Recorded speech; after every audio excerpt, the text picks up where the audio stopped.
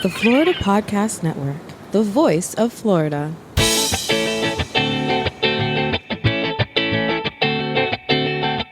This is episode 28 of the Finding Florida podcast on the Florida Podcast Network, the return of Florida sports and mating Gators. Welcome to Finding Florida, the podcast that takes you from country to the coast. Join your tour guides, an unlikely pair, city girl Jemmy and country boy Glenn, as they explore the amazing sights and sounds of the Sunshine State. This is the Chief Fun Officer of this show, and I am Glenn the Geek in Ocala, Florida. Chief Fun Officer, Chief Geek Officer, Chief Dork Officer. I'm Jemmy Lagagne in Boynton Beach, Florida, the Chief Enthusiasm Officer. And on this episode, Josh Cohen of ESPN West Palm shares his thoughts on how sports will resume in Florida. Beware of mating gators. We're giving you the warning, people. We also have a mystery sound revealed. And of course, just more Florida news. Listen in. Well, one of the cool things that happens here in Florida that is tourism related is everybody traveling to watch space launches. I have never gone to the beach down there near Cape Canaveral to watch a launch. Have you? I haven't either. However, I've been able to see them from my own backyard before. And that's you and I have really, watched them really together cool. From down your way. Oh, that's true. We have. Yeah, I think it was an accident. Was it an accident? Yeah, exactly. But yeah, you never know. But yeah, it's always been this kind of interesting thing. And, you know, it's part of Florida's history that NASA's been taken off from here. It's just, I grew up with that stuff down here. So yeah, it's pretty cool. Well, there's a big one coming up on May 27th, and that is they're going to do the first human space flight to launch from U.S. soil in nearly a decade. Wow. We haven't launched any people in a while. We've been letting the Russians do that for us. But now we're looking at doing this in conjunction with SpaceX. And they're pushing forward with the mission, even with the pandemic. I guess they're keeping the astronauts. You know, astronauts are pretty much kept in isolation anyway. So they're like 14 days. We got this. Yeah, in the last 2 years. SpaceX and Boeing have been working for the past decade to return to human space flight. All those launches that you keep hearing about, have been practiced for this. Yes. It's only cost $2.6 billion and $4.2 billion on Boeing's part to get this done. So basically it's $6 billion to get two people in space. Wow. Wow. So by the way, I would have went into space for $1 billion. They could have done it for that. So cheap. Yeah, I know. However, they do not want you coming down to watch. Because of the pandemic, they're discouraging people to come down and watch the launch. They really don't want people lining up on the beaches. They really are having no spectators in the stands. If you've ever been and done the tour down at NASA, they have actually spectator stands that you can buy tickets for that are right across. I've seen Armageddon. I've seen it. You've seen the spectator stands in Armageddon. You and I have seen them on one of our trips. It's true. So, yeah, they're discouraging that. They really don't want it. They say they're going to be broadcasting it everywhere, and all of these launches are broadcast everywhere. So they'd rather you stay home and watch it on your computer. Probably a good idea. Another one of those virtual vacation experiences. Right. like and to be honest, watching one rocket launch with people or without people, you don't know the difference anyway. That's true. They all just look like rocket launches. That's true. So. That's true. But, best of luck to our NASA crew.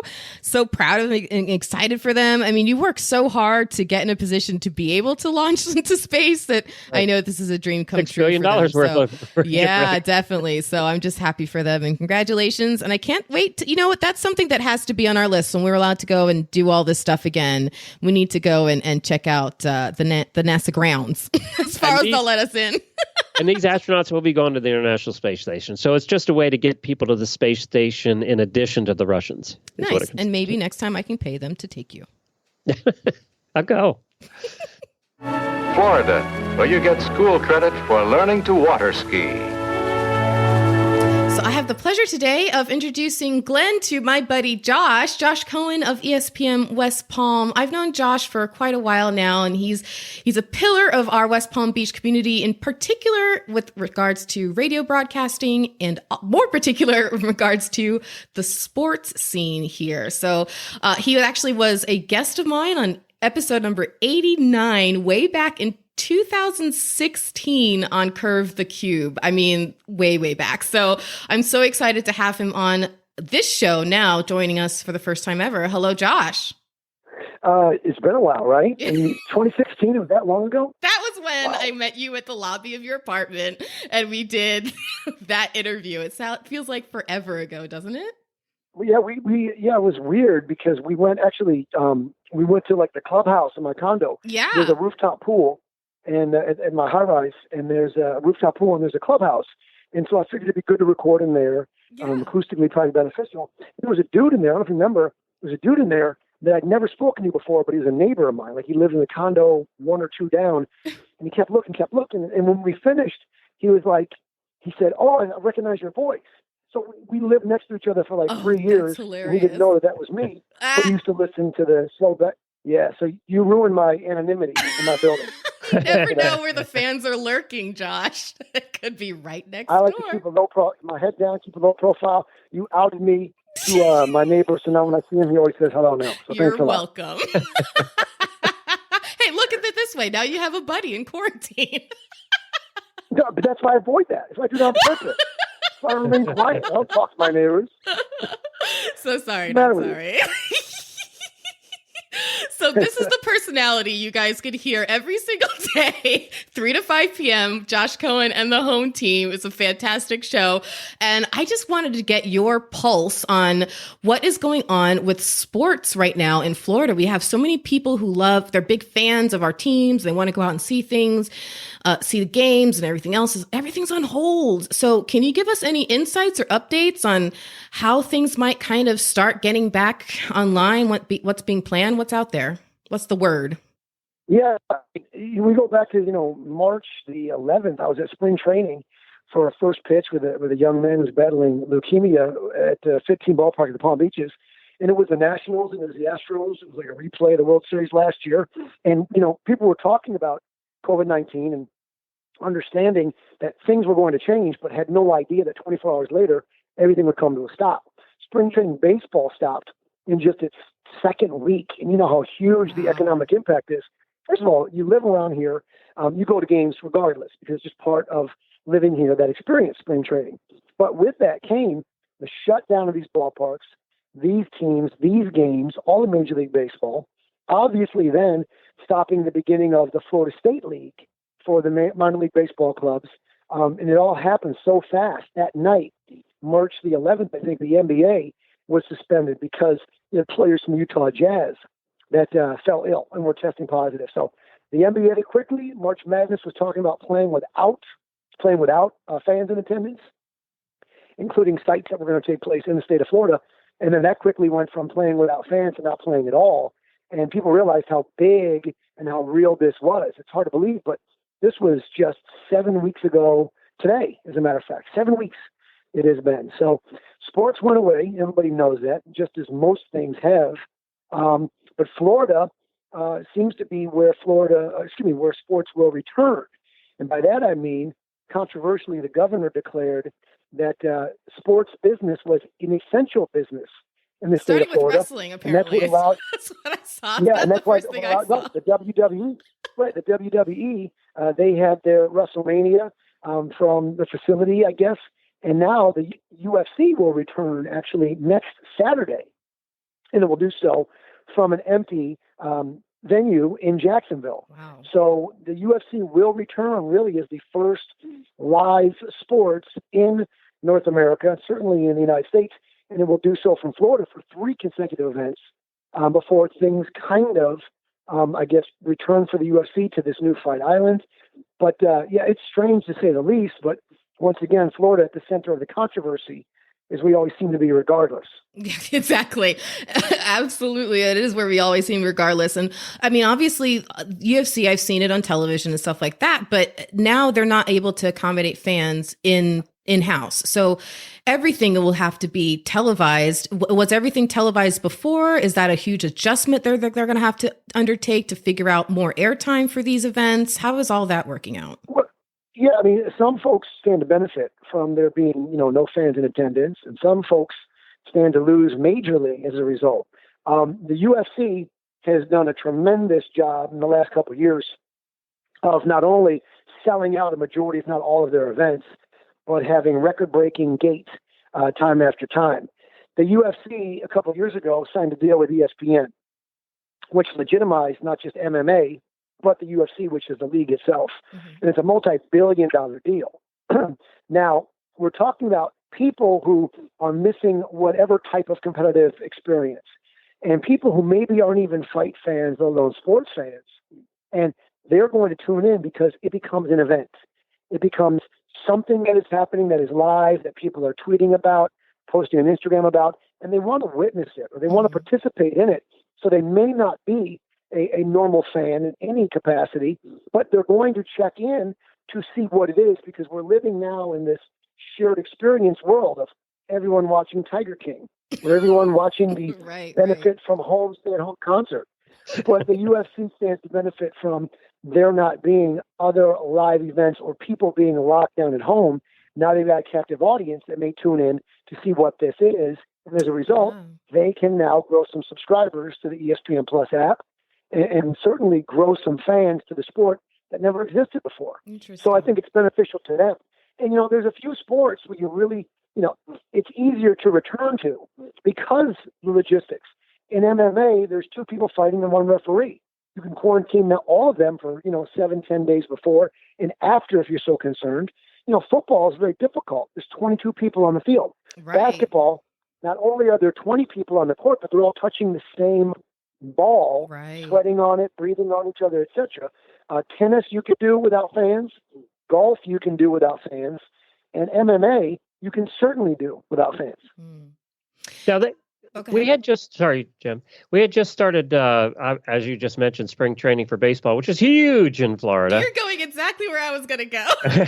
So I know they have talked about, playing all the games in Florida and Arizona and trying to rearrange stuff. Are we any closer to a decision on what's going to happen to baseball? Yeah, baseball is trying to figure out what, not only, they're in a labor discussion with players, because players don't want to take a pay cut, as most of us already have, and they don't want to reduce the amount of games in the schedule. No sport is more obsessed with their numbers and maintaining that status quo as baseball is. There's major rules. Do they think they're going to get any sympathy from anybody, the players? Because and that's what they got to be careful about. I mean, taking a pay cut seems to be a smart idea.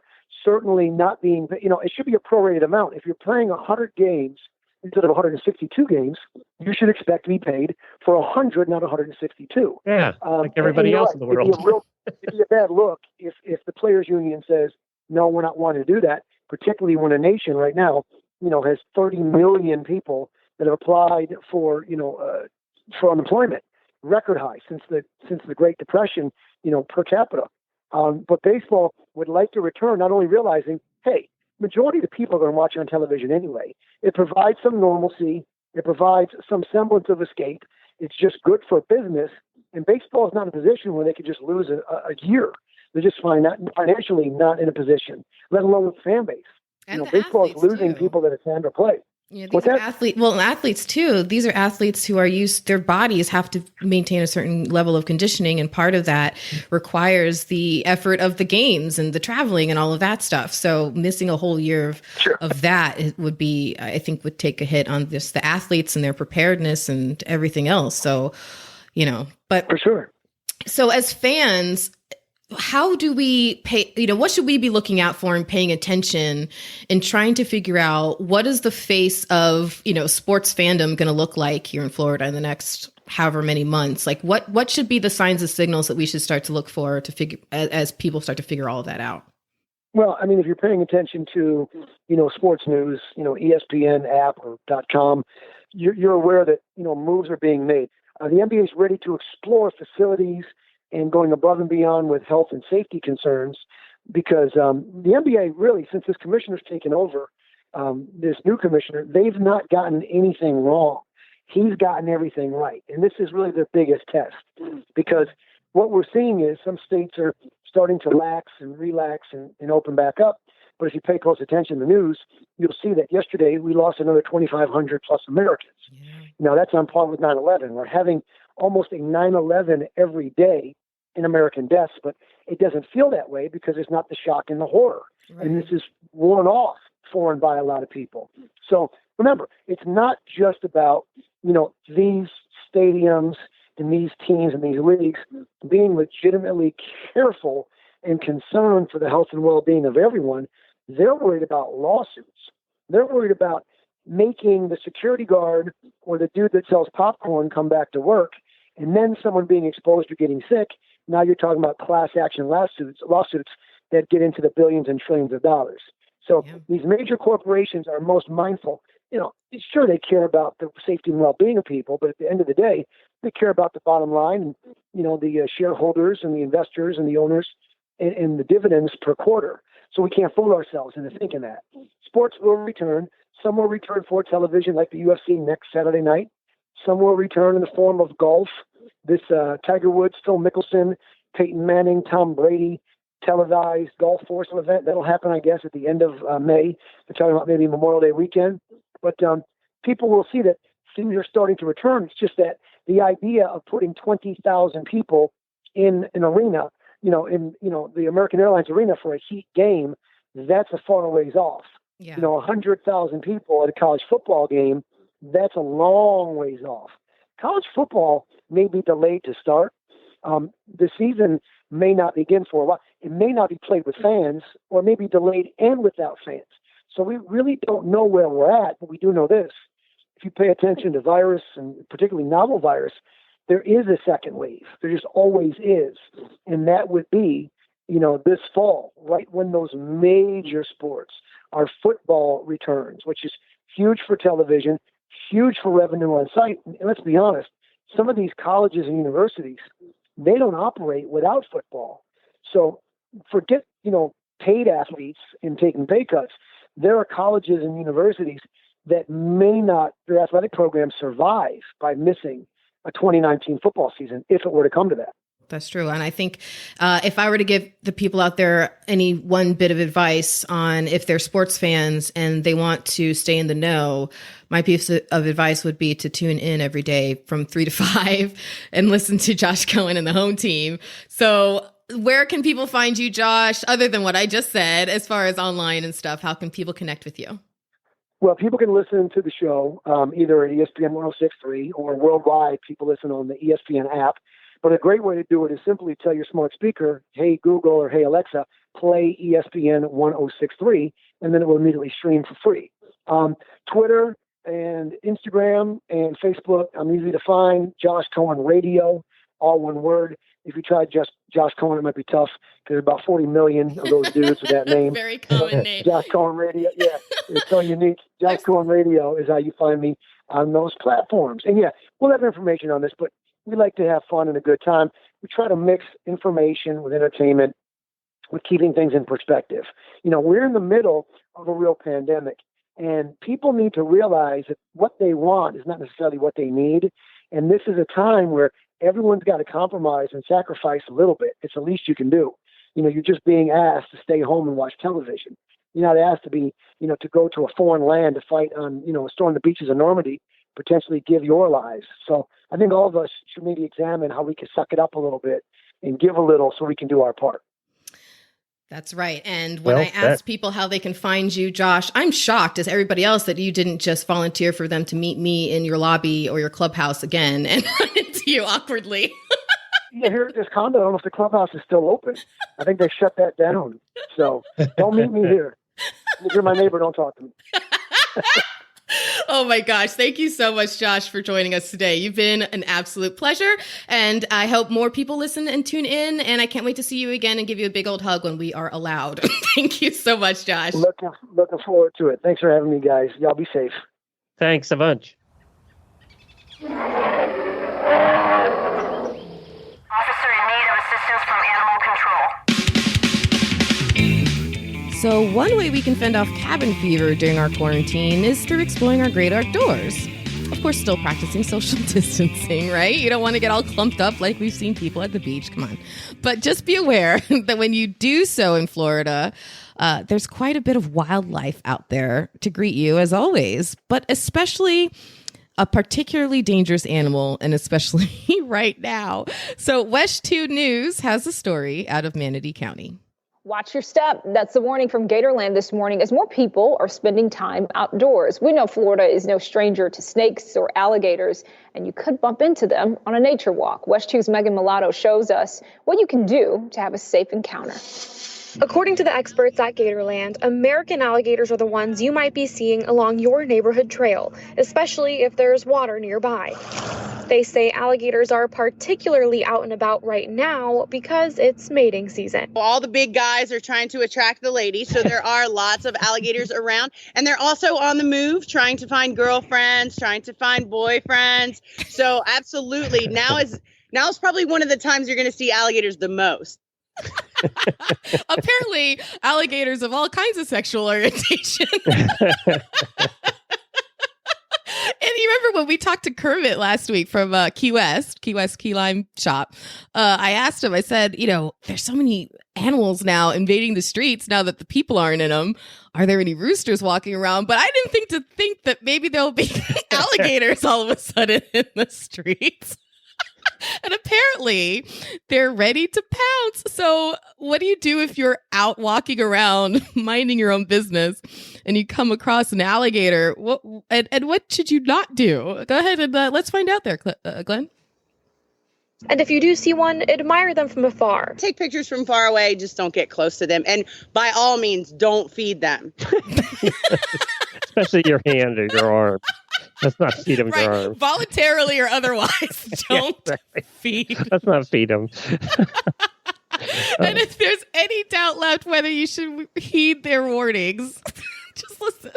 Well, this is an American alligator, and even though this one's only about 2.5 feet long, they can get up to 12 to 14 feet long and weigh up to 1,000 pounds. Yeah. We saw some of those too. We were over in the the Everglades. Oh, they were huge. They're huge. Oh, that's right. We saw one, and then we saw when we were on when we did the airboat tour with JoJo. Yep. We took him on an airboat tour, and we saw a couple that time, an airboat tour company that shall not be named, but we saw some there too. So they're easy to spot when you go looking for them, but I didn't realize they'd be so easy to spot when you're not looking for them. Oh my gosh. But unfortunately, gators are only one kind of critter that you can come across the trails right now. And as you've heard throughout listening to this program, you know that there are quite a few out there. And it seems like, as we've said many times, there's always something in Florida ready to kill you. Everything is going to kill you. So From animals to people to it's true. Why people move here, I'm not sure. I don't know. And I don't know. Sunshine and beaches. I think I hear something about sunshine and beaches. But let's hear what else can be crawling around across those trails there, Glenn. And when it comes to snakes, Gatorland experts say there are 55 species in Florida. 6 of those are venomous. The most common in our area are black racers, rat snakes, pygmy rattlesnakes, and the cottonmouth snake, also known as a water moccasin. Venomous or not, they can all bite, so regardless of which one you might come across, it's best to not bother it. If you happen to find yourself in a situation and you get bit by a venomous snake, your best tool, dial 911. Get a hold of the authorities, get to a hospital as quickly as you can, get yourself the treatment that you need. But otherwise, these guys aren't going to mess with you. In Osceola County, Megan Mulatto, Wesh 2 News. Okay, I'm going to do one thing before I dial 911. It's freak the hell out. I'm going to do that first. Are you kidding me? No, this is something, put this on the side of the paper that says things that will never happen to Glenn. You want to know why? Because you will never be around a snake in the first place. I remember episode 6B. If people rewind back to our trip to Billy Swamp Safari, I'm not even going to bring up the reptile tour house. That was a whole nother, that was just sad, Glenn. That was just sad. But we went to Billy Swamp Safari. They had a reptile room, and you wouldn't even walk in. I wouldn't even go in. No. So even actually that it's appropriate that you're talking about this. I've been riding my bike around our equestrian neighborhood, and every time I ride now, I see black snakes on the road. They're coming out to sun themselves in the morning. And I've come across black snakes everywhere. And then we just had a report in the neighborhood that there has been a rattlesnake on the other side. It was 6 feet long. So the 1 year here, they actually killed 7 rattlesnakes in our neighborhood. Oh my gosh! So Glenn, we do have to be careful. They're here. How did you not move immediately? So we have to be careful. Like, I think about it. We have these great big water barrels outside for the horses, and they're hollow underneath. And you pour them over to empty them and clean them. And every time I pour one over, I think, oh God, let there not be a snake. Oh my God. I don't know how you do it. I don't know how you do it. In fact, I don't know. I don't think you know how you do it. And I just decided right here and now, the found footage we're going to include later on in the episode will be from Reptile World when I forced you to hold a snake. I didn't like that at all. And Jemmy's this crazy ex-snake owner, weirdo. I was scrolling Facebook and my friend, my friend Angela, she snapped a picture and she wrote on Facebook that apparently her daughter's snake got out. So they just all night wondering where the hell is this snake? And she finally found it in the blinds of her window, apparently trying to get out. See, I figure I got that one out of the way. Never on an adventure again am I holding a snake. I can tell you that right now. Nope. I didn't mind holding the little alligator, but that's not the snake. That's what you think. And when I hear about people, I want to ask you, because everybody's watched it now. When I hear people, we talked about it on the show, but I can't help not talk about it. Every time I hear about somebody, losing a part to an alligator or anything, I think about that poor girl on Tiger King. I know. And I also think, why can't anybody get her a bottle of lotion? Gosh, the end of that stump looks awful. It's so ashy. Can we cover it or something? I don't know. I know it's awful. We're the worst. I know. But that's all. And everybody that watched it thought the same thing. And the other thing is, could that guy please put on a shirt? I didn't realize that this critter segment was going to lead to a full-on tirade from about on-screen etiquette. Tell me anybody that's watched that has stopped thinking about it. None of us has stopped thinking about it. Have you stopped thinking about it? I'm trying to, but apparently I'm failing because somebody refuses to not bring it up. From shirtless, toothless guys. Oh, yes, every girl's dream. All right, well, it is time for us to travel back in time to when we were, allowed to travel. Yeah, still moving around the state. And we got to visit the tradition of our aerospace culture and lifestyle and technology and innovation and all of that here in Florida. Back on our 11th adventure, took us visiting small towns coast to coast. And we got to do a lot in there, including I got to force Glenn to hold snakes. That was so much fun. But in addition to that, we also got to visit the Aerospace Center for Excellence. And that was excellent. It was really amazing. We had a lot of fun. So we're going to pull a quick clip and play it for you now of our time there. And then if you want to hear more, just find the link in the show notes and we'll link you right into the episode. Here's our 11th adventure. The biggest, baddest air show in the South is back and better than ever. The Sun and Fun International Fly-In returns to Lakeland with not one but 2 jet teams. See thousands of aircraft daily at the biggest air show in the South. It's bigger, it's faster, it's louder, it's sun and fun. We are here at the Aerospace Museum and just walked in. And the first thing we did was meet Logan, who's behind the counter. And we saw that there's an academy across the street. We just mentioned it. And you happen to go there. So tell us what the academy is. Yeah, so it's a 4-year high school. They have 4 tracks there, which is aerospace, which is the basic course for pilots.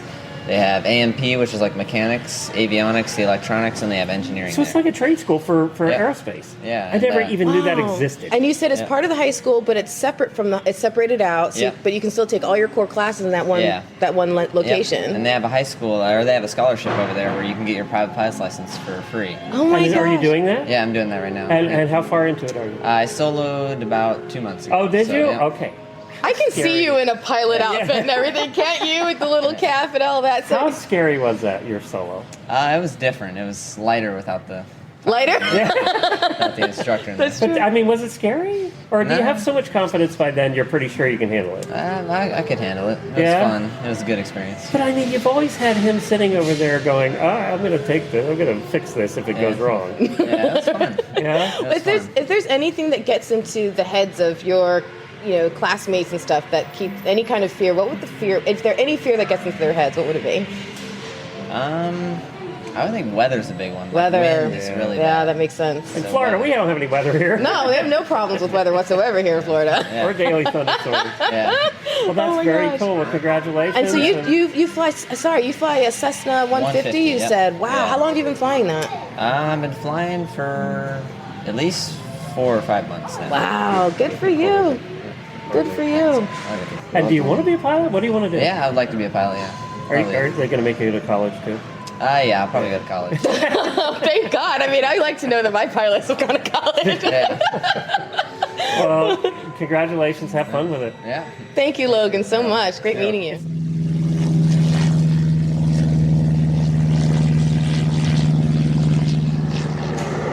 We choose to go to the moon in this decade and do the other things, not because they are easy, but because they are hard. So we are here still at the Aerospace Museum in Lakeland, Florida. And it's appropriate that we're here because flying is such a huge part of Florida with the space program and everything. Everybody's been looking at Florida for years when it comes to flight. Right. All kinds. Right.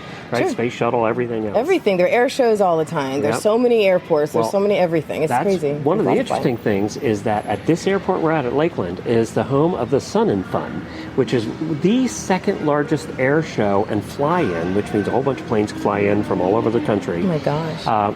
It has attendance of 300,000 people. So, fun fact about me, can you guess how many air shows I've been to? You're never going to get this right. You're never going to guess it. How many air shows do you think I've been Zero. to? Okay, you got it right. That was a real tough question. I've never been to an air show. You've never seen the Thunderbirds Do you fly? know why? Because I'm so nervous I'm going to see a tragedy firsthand. That doesn't happen at most air shows. I know. I'm sure it's never happened at this one. I've been to like a dozen. I love air shows. But and that happens here. And it started in 1974. And in 1974, it was their first year. They advertised it in the magazine. And they had 1,900 guests show up at 365 aircraft. So what happened is immediately after that, it became very popular for By the way, we're looking at a newspaper clipping that's older than me. You know that, right? Exactly. And it looks like it was older than you, actually. And it was held in January that year. And it's held every year. So look up Sun and Fun Fly-In. Yeah, right here in Lakeland. Now, I have a quiz for you. Okay, so... You purposely positioned me this way, and I can't wait to find out why. Okay. Why? Why am I standing with my back to a wall? Here at the museum, it has the top 10 busiest airports in Florida. You're going to have me guess, aren't you? Yeah, so I want you to guess this is where I prove how stupid I am. Would be the busiest. If you were to guess the busiest airport in Florida, what would you guess? I would guess, Miami and Orlando have to be on the list. Come on. Okay. Which one would be the busiest? You're not letting me do a twofer. Okay, I will say the busiest. Because of the international flights, I'm going to go on a limb and say Miami. You're right. And I think a lot of people would think Orlando. I know my business. I know my stuff. I think a lot of people would say Orlando, don't you? Yeah, I almost said it. Disney, almost said it. I almost said it. But no, it's Miami, and you got it for the top two right. Miami and Orlando. Oh, really? Those are top two? Look at me go. You'll never guess what the third one is. Pensacola. Nope. I would have guessed. I don't know why I guessed. I would have guessed Tampa. Tampa. It's because there's a lot of flights coming in out of Tampa. It's not Tampa? No, it's Hollywood International. Oh, Fort Lauderdale. Yep. Yeah. That's Fort Lauderdale's airport. Tampa's then on the list. Southwest Florida International. I don't know. Is West Palm on there at all? Palm Beach International? Then we have Palm Beach International's number 6. Wow. So I live within an hour of 3 of the top That's 6. Right. You do. I said top 4 because I'm dumb. Jacksonville's next. Pensacola's number 8. Okay. Sarasota is on there, number 9. I didn't know. Bradenton. Yeah, Sarasota, Bradenton. Okay. And then Orlando Sanford Airport, which I've flown out of before. It must be like the smaller adjunct. It's a smaller airport. Yeah, it's a little ways north of Orlando. So there you go. There's your top 10 airports in Florida. You did good. Yeah, and you live near a lot of them. So we're going to wrap it up here from the museum, and website is Fly SNF for Sun and Fun, flysnf.org. There you go. And if you're ever in the Lakeland area, which is between Orlando and Tampa, stop in. Absolutely.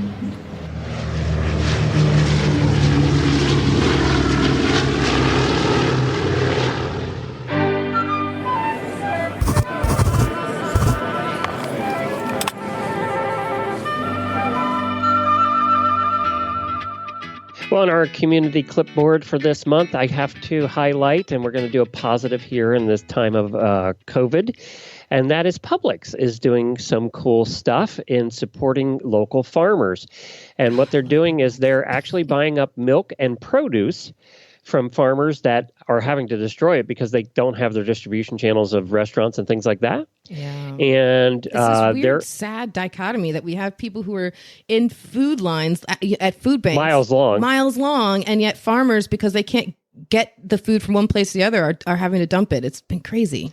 Well, and if that's where Publix is coming in, they're actually buying up that food and giving it to food banks. In their first week of the initiative, they bought 150,000 pounds of produce and 43,000 gallons of milk that were donated, and they were going to continue that for as long as it was deemed necessary. Because they led the way, I read today that Giant and some of the other big food chains around the country have followed suit and are doing the same thing now. That's amazing. I mean, big ups to Publix. Publix, if you're a Floridian, you know and love Publix. There's one on like every block. I mean, when someone says, I'm going to go to Publix, you have like, I don't know about you, but I have like 4 or 5 I can choose from. You do. It's so ridiculous. But it's awesome because they're in with everything that's going on right now, there are some industries that because of the crisis are doing very, very well. And just as a natural extension of it, and that includes grocery stores. So to see them take the opportunity to be able to give back to the community like this, it makes me so happy. It warms my heart. Do you want to know what makes me even happier? What? Is they now deliver out to our neighborhood, which we could never get living rural before. We have no delivery of pizza, Chinese. We don't get anything delivered out here. But Publix, when this started, some people in our neighborhood, our equestrian neighborhood, requested that they come out here, and they did. They started coming out because there's so many seniors in our neighborhood. Yeah. So now we have this nice lady in a Volvo who delivers our groceries. Of course, a Volvo. Of course. I love that. Now, we talk about the things that we want to stay after this pandemic versus the things that we want to go back to. I have a feeling increase in your delivery options is something you want to stay. Yes. I told Jennifer, I said, I think it's through Instacart. Okay. So I said, we're going to keep doing this because it's kind of nice. We could just have dinner delivered and we'll actually be like delivery. Yeah. Well, you know what? Who else I think needs to opt for delivery moving forward? Who's that? My friend Jared. My poor friend Jared. If you rewind back to episode 26, I shared with you a video that my friend Jared had recorded from the parking lot of a wonderful Publix, I'm sure, of a woman who was making her best effort at having a mask, but failing because she was using her panties on her head. Oh, that's right, her panties. Panty head lady. Well, Jared didn't learn his lesson and went back to ground zero. And I was scrolling through Facebook and I came across this post from him the other day. And oh my gosh, I was laughing once again. Listen to this. He says, I'm sure we can all relate. He's like, am I the only one this happened to? Second time. I went to a store to grab a few things. Of course, I wear a mask like everyone else. And as I'm walking around the aisles, I lock eyes with a man I thought I knew. And by the way, he looked back at me. Perhaps he knew me also. In that split-second moment it took to process who he is, as all I see is his eyes, forehead, and hair, we quickly break our stare. But I was thinking, was that him? I look back at him to find him staring back at me like he knew me. Again, questioning myself if I knew him. And just like that, we looked away and walked opposite ways, never to see each other again. It was a weird feeling. We were probably 20 feet apart and no words were exchanged. I initially thought it was a good friend of mine, but because of the mask and the distance, I was not able to tell. It created an awkward moment, and now that I think about it, it's kind of funny. What a strange time to be alive. Yes, I want Jared. you to know that if I was 20 feet from you and we were both wearing masks, I would recognize you. Especially if I was in Ocala, I think I would stick out. But oh my gosh, we talk about our own experiences wearing masks, just navigating, like walking around each other. It's just, It's such a weird time we're in right now. And when I read his post, I was just dying laughing. You know, I don't recognize people when there's no masks. I would be. Jemmy, we go so many places. She said, you met this person before. And I'm like, okay. It's like, I always have to figure out what phrase can I do to jostle your memory. Good We're Lord. talking away to him. And Jemmy will be dropping me hints because she knows I have no idea. Oh Lord. But you and I we've talked a lot about it, but you and I actually got into a really good conversation about all these weird quirks of this adjustment of living in these here today times. And we did that on the latest episode of People of Florida. You're my guest. Yay, Glenn. It's episode 11 and it featured Glenn the Geek. So go check out People of Florida, now available, episode 11. Oh, it's out? Okay, good. Yeah, with Glenn the Geek.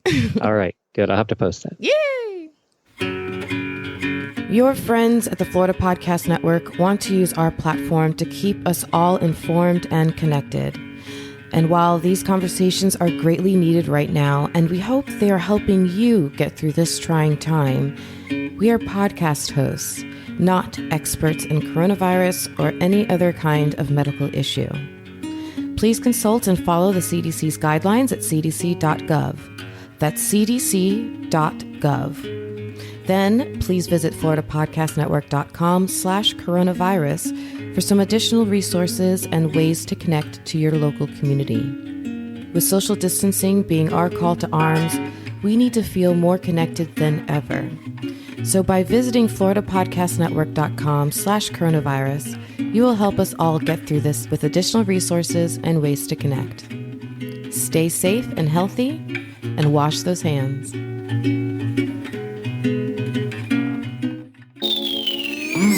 Well, thanks for tuning in again, because you have now arrived to the answer portion of this episode, where we visit our mystery sound from last week. So if you have forgotten, here's that mystery sound one more time.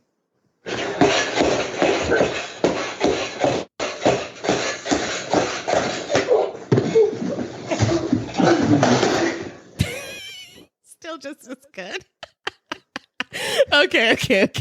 So we got 2 listener submitted guesses, but you know the answer, Glenn. So I won't even bother asking whether or not you think either of these are true. But thank you so much to Christina in Fort Myers and to Janet in Juno Beach. So Christina, her guess was that was the sound of someone jumping on a bed and then falling off. It does sound like that, actually. It does sound like that repetitive kind of springy sound, right? And Yep. I think that's what Janet thought too, because her guess was very similar. She said someone jumping on a trampoline. Yeah, it could have been that too. Yep. Now, what's funny, this came from my home. Now, in my son's dad's house, he has a massive trampoline. This thing's got to be at least 6 feet wide. It's huge, right? But this was taken. But it's actually in the house, isn't it? It's in the living room. But this was not that. Don't get me started. But this was not that. There was actually zero jumping whatsoever in that entire clip. That was my son, Jordan. So Jordan has fallen in love with the sport of boxing. And why has he recently fallen in love with the sport of boxing, Glenn?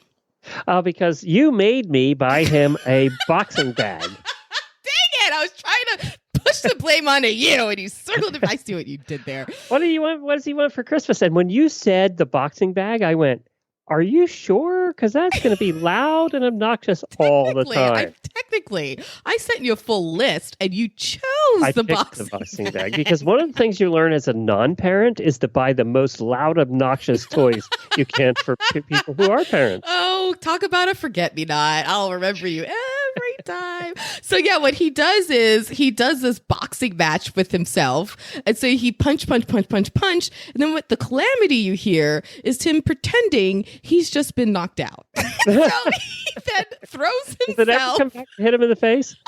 Now, when he throws himself onto a piece of furniture like the couch or the ottoman or whatever, and so that's what you just heard. That was my son acting out a fight scene from Rocky, apparently, but getting knocked out. Courtesy You're of welcome. one Glenn the Geek. You're welcome. Next time, don't give me something noisy on the list because you know I'm going to buy it. Yeah, just wait till you see what I get Jen for her birthday. Oh, that reminds me something else too. I'm going to just throw in here. Yeah. Apparently, puzzle sales are up like 400%. Oh, I've heard that. Yes. And I want to thank you because one thing you got me, this is what reminded me.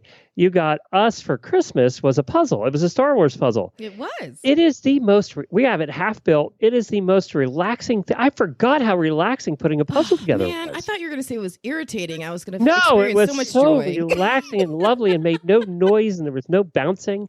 And it's so relaxing. So thank you. You're very welcome. You're very welcome. I can see why, you build a puzzle and you say that to yourself when you're building it. God, this is relaxing. It forces you just to stop and you have to concentrate, right? Because you can't be thinking about other stuff. And then you don't build up another puzzle again for 15 years. And then you go, wow, this is relaxing. I should do this more often. And then you don't. But thank you. It's been great. Great plug for the puzzle company. Yeah. I can tell if they love that or we're like, really? But isn't it true? To be honest, it's like playing Monopoly. You play it once every 15 years. Oh, the puzzle and Monopoly folks are loving us at quarantine right now. They're loving this. It's true. Well, thanks for coming along with us once again as we continue finding Florida, even in the midst of this outbreak. Oh my goodness, when is it ever going to end? But during this time, we're trying to do everything we can to keep your spirits up and, feel connected and stuff. So we're sharing all of our content across all of our shows. There's usually a coronavirus slant right now, but we talk about all kinds of things, but we're just trying to keep ourselves connected and informed. So you can join us on FloridaPodcastNetwork.com/coronavirus for a bunch of information, resources local to you and different industries and your neck of the woods and whatnot. And then you can connect with us, me, Glenn, the other hosts across the network, and a bunch of family and friends through Facebook. We're on a Facebook group. FPN Insiders is closed, but you just have to knock on the door and we'll let you right in. Virtually, right? We're not allowed to let you in real life, but we will let you through the FPN Insiders store. So you can find us there. If you know of any cool news, especially of the positive or extra goofy sort to help lighten our moods, please email Jemmy at JAIME@FloridaPodcastNetwork.com.